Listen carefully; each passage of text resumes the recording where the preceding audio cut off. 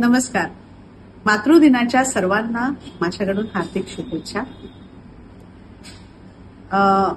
Mother's day बद्दल माझ्या आयुष्यात प्रत्येक वळणावर मी माझ्या आईला कसं पाहिलं, किंबहुना आपण सगळेच जण आपल्या आईला कसं पाहतो याचं सुरेख वर्णन माझ्या कवितेत केलंय. लहानपणीची आई माझ्यासाठी अगदीच निराळी. लहानपणीची आई माझ्यासाठी ही अगदीच निराळी. तीच माझी रोल मॉडेल आणि तीच माझी सर्व काही. शाळेतून आल्यावर आई आई करत तिला घरभर शोधावे. शाळेतून आल्यावर आई आई करत तिला घरभर शोधावे. दिसल्यावर आनंदाने आणि हक्काने तिच्या मिठीत जा. सुंदर दिवस होते ते. पुढे मग कॉलेजमध्ये गेल्यावर कसं झालं. कॉलेजमध्ये गेल्यावर इक्वेशनच बदलले. कॉलेजमध्ये गेल्यावर इक्वेशनच बदलले. काय कर, काय करू नको, काय खा, काय खाऊ नको, असे सततचे संकेत तिचे येऊ लागले. म्हणजे ती प्रत्येक वेळेस हे कर, हे करू नको सतत टोकायची आणि प्रत्येक गोष्टीत वादविवाद आमचे होऊ लागले. आणि अशातच आमचं कॉलेजचं लाईफ संपलं. मग झालं लग्न. खरं तर लग्नानंतर मात्र खरी किंमत कळाली.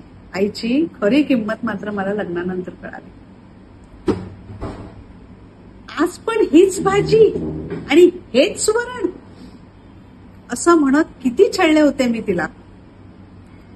आज पण हीच भाजी आणि हेच वरण म्हणत किती छळले होते मी तिला. याची जाणीव माझ्या घरात पहिला घास घेताना झाली मसना. जेव्हा स्वतः स्वयंपाक करायला लागले तेव्हा लक्षात आलं की स्वयंपाक करणं इतकं इझी नाही.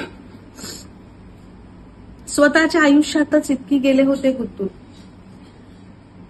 स्वतःच्या आयुष्यातच इतकी गेले होते गुंतून. तिच्या अस्तित्वाची जाणीव होई फक्त तिने केलेल्या फोनमधून. म्हणजे तीच फोन करायची तेव्हा लक्षात यायचं रे आपला फोन राहिला, बोलणं राहिलं आईबद्दल. तिच्या अस्तित्वाची जाणीव होईल फक्त तिने केलेल्या फोनमधून. एव्हाना तिलाही कळले पाखरू गेले घरट्यातून.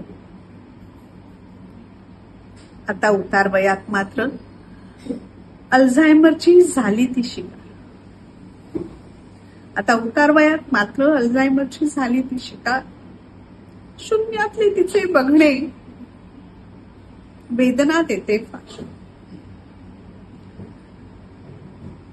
मुलांनो, आई हीच सर्व काही अशीच भावना असू दे तुमच्या मनात आयुष्यभर. आई हीच सर्व काही अशीच भावना असू दे तुमच्या मनात आयुष्यभर. तरच कराल तिच्या उपकाराची परतफेड कुठेतरी कणभर.